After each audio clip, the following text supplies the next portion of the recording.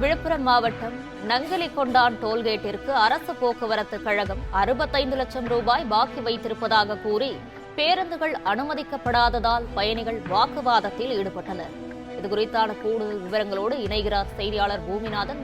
வணக்கம், விவரங்களை பகிரலாம். விழுப்புரம் மாவட்டம் செஞ்சி அடுத்த நங்கலிகொண்டான் டோல்கேட்டில் பாக்கி வைத்திருப்பதாக அரசு பேருந்துகளை மடக்கியதால் பொதுமக்கள், அரசு பேருந்து ஓட்டுநர் மற்றும் நடத்துனர்கள் ஆவேசம்.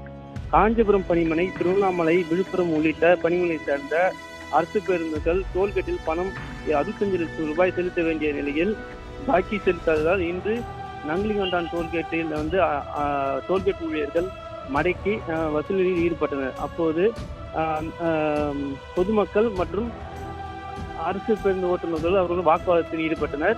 இதனிடையே செஞ்சி போலீசார் சம்பவ இடத்திற்கு விரைந்து வந்து எதுவாக இருந்தாலும் பணிமனையிலிருந்து பேசி பிரச்சனையை தீர்த்துக் கொள்ளவும் இங்கு வேண்டாம் என்று அனுப்பி வைத்தனர்.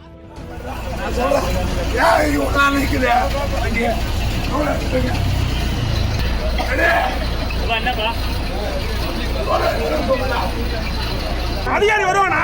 அதிகாரி